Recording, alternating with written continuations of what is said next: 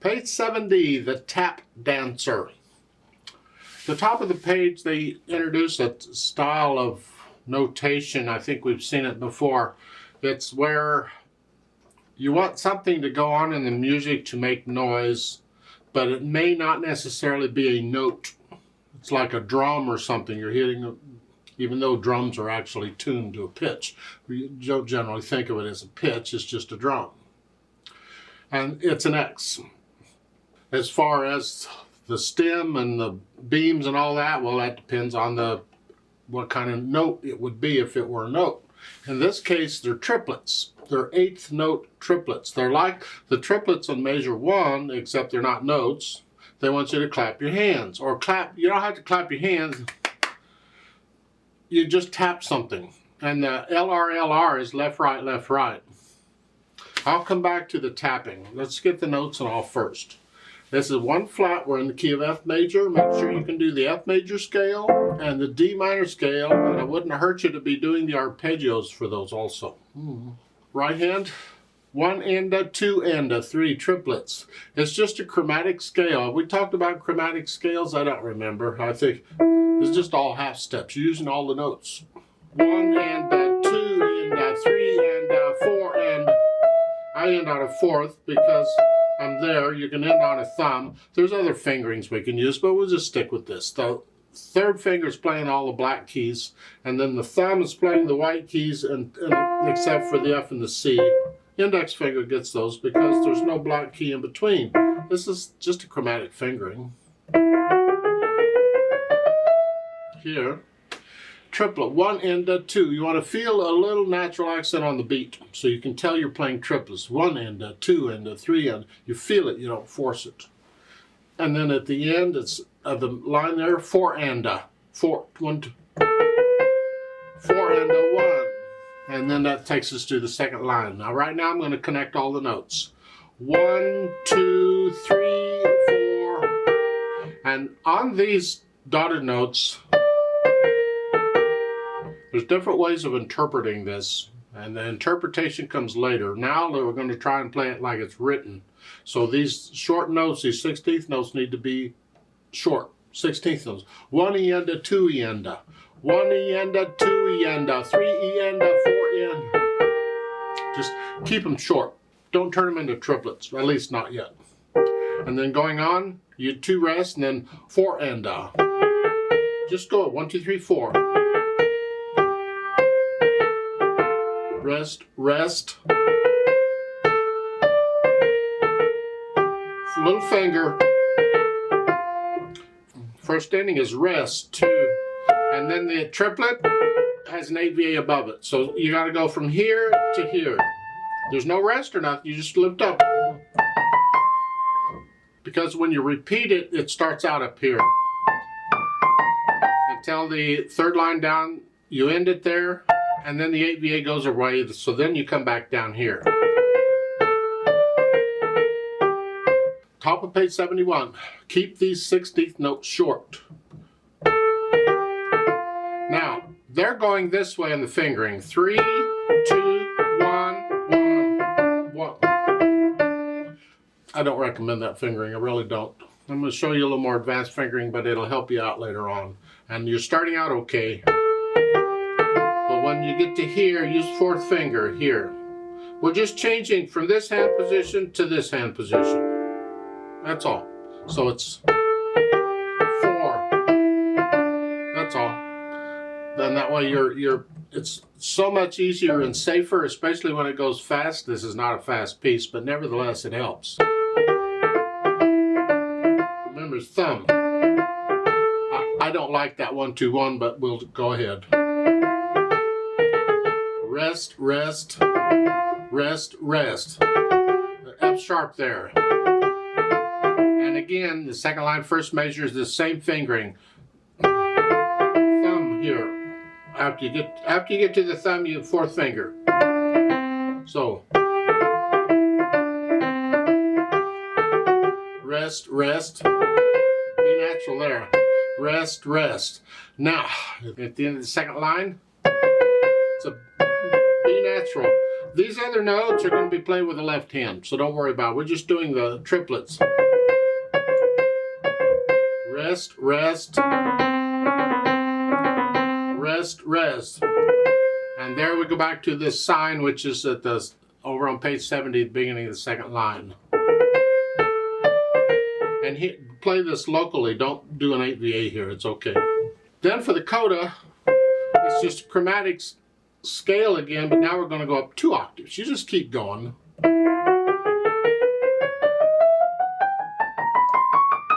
And you can end on 4th finger if you want, because you're there, why not? And the last notes are written here, but at 8VA, so you're up here. You're already there. Left hand, well, you have a chromatic scale going down. And you think, oh, I can't put those together. Yes, you can, just hang in there. Second line, broken chords. Rest, rest, rest. Okay, you can do that. Basically, the left hand is just broken chords. Hopefully you can handle that. Now on page 71 at the end of the second line, the left hand's going to play these notes up here. And it's an A flat, F A flat, going to an E G. It's here. They're saying 2. I don't like doing this over and over if I don't have to. So I'm going to suggest maybe you do it 2, 3, 1, 4, 1. This is common. You get that sometimes. I mean, there's other fingers we can try, but it puts your hand up higher on the keyboard, and we don't want to be higher because the right hand is right there. So we got to keep the hands a little bit further apart or they don't get along. So it's here. So it's a 3, 2, 4, 1. If you'd rather, you can do a 4, 2, 5, 1. That's used to, either one. You need to be able to do either, you know, so whichever. Then the coda, you have that chromatic scale going down 2 octaves.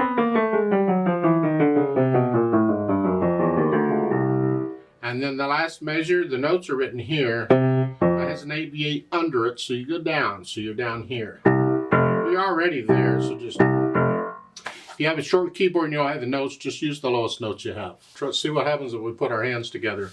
At the beginning, the reason why this works out is because we naturally want to mirror the hands. They just naturally do it by themselves. You don't have to think about it. And that's exactly what this chromatic scale is doing. You're playing the same fingers at the same time, and you're playing white and black keys at the same time. So it's a mirror. So here, 3.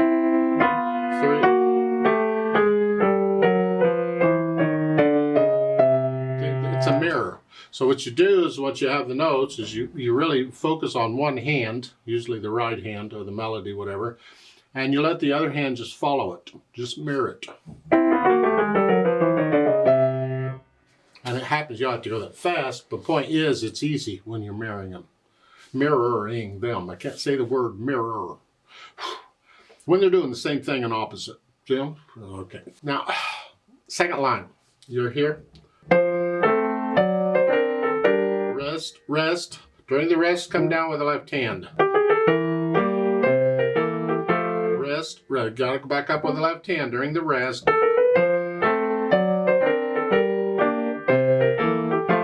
Let's go over to page 71. First line, second measure. You're starting here. Well, go ahead and do the first measure. It's here. Rest, rest. Rest, rest. Rest, rest, rest, and then get the left hand up here, ready to go. Rest, rest, rest, rest, and so forth. And that's kind of you don't have to go that fast. You take it at your speed, and then go back and get rid of the hesitation so the beat is a steady beat at some speed. Then we go back and add in the articulation and these taps. At the beginning, just connect all these eighth notes or these triplets together. And staccato on that one. And then the tap. Left, right, left, right. You can tap on anything. Something that's handy, I'll just use this. I need something close, not too far from the keyboard, because you don't have a lot of time to move. However, I'm going to recommend that you change the taps. Instead of left, right, do them all right, left. And the reason for that is because the last tap they want with the right hand and the first notes you play are also with the right hand. You gotta get down there wherever you're going, because they're all over the place. You gotta be right there. And in most, not all, but most of these, the left hand doesn't play immediately. So the left hand has more time. So I would prefer to end these taps with the left hand. That way I can start getting the right hand going down there on the last tap and be ready. So that first line, second measure, you're here. And then tap them, just tap 2 and a 3, right, left. And as I'm doing the last tap, I'm down here. So it's 2 and a 3, and I'm down here ready to go. It just gives me a little more time. That's why. So that's why I'm recommending you start with the right hand. Staccatos are all short staccatos, lift. Now, connect those, slur those together. But in the left hand, it's still staccato. This is the second line on page 70.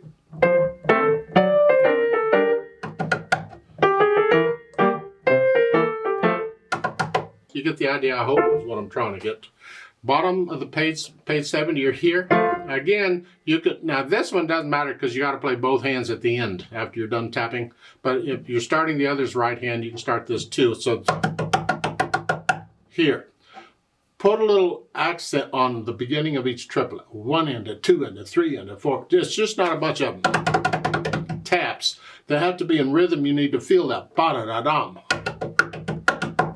Like so, and the accents will change from hand to hand. That's cool. And then, now when you get to the top of page 71, first and second line there, you're going back and forth. Well, again, if you start it with the right hand, that gives, you're ending it with the left, that gives your right hand time to get down there. So to do the first 2 lines, or so, on page 71, again, we're connecting this, but the left hand is staccato.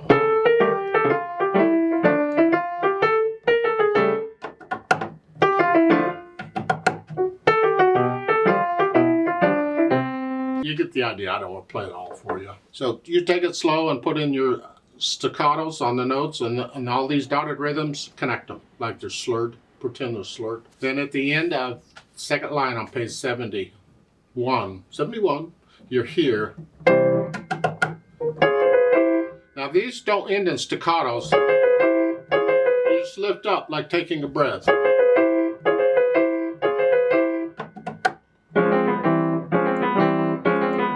So don't play in staccato. No, just lift up. Just like taking a breath. That's what it said. Oh, okay. Dynamics. Well, the first line, both hands, is moderately, so whatever you think moderately soft is. Then the second line, that's moderately soft. The left hand is soft or very soft. It's up to you on which. Just keep the left hand in the background. And the tabs, any, I don't care how loud they are, just loud enough to hear. Here.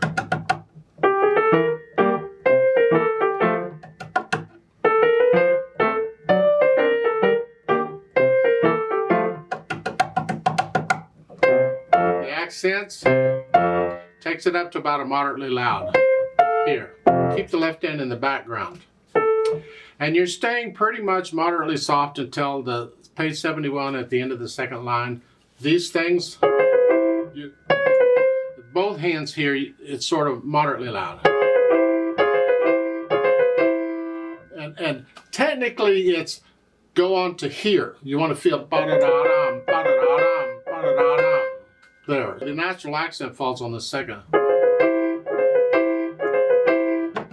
Soft, echo it. Then back to moderately soft when you go back to the sign. Then at the end, the last measure at the bottom of 71, that's very soft.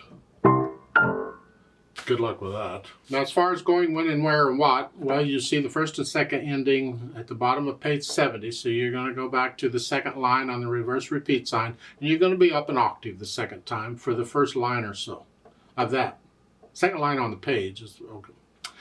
Then you go on to page 71, and at the end of the third line, there's a DS all sign, all coda, or DS. So they have more there than they need. You need a DS all coda. That's what you need. DS means go back to the sign. You don't have to tell them what the sign is. They did. There's nothing wrong with it. It's just not necessary. The sign is at the beginning of the second line on page 70. You go back to there.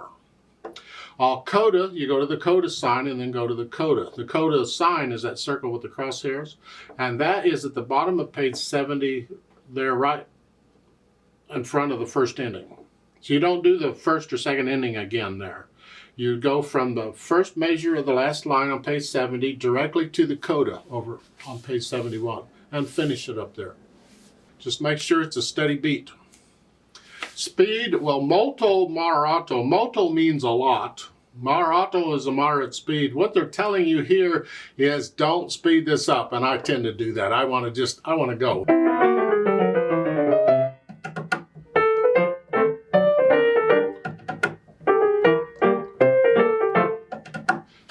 That's way too fast. Don't play it that fast. Slow it down. Moderate speed, what do you feel a moderate speed is? 1, 2, 3, 4, 1, 2.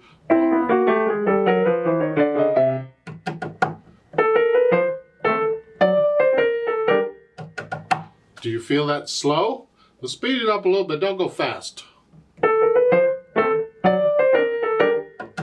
Something about like that. And then try and keep it the same speed throughout. And the trick there will be don't speed it up, because the tendency will be you'll want to speed this up as you get through it. It's a challenge, but try not to. No pedal in this, of course, because we got staccatos and everything going on. We don't want to mess that up.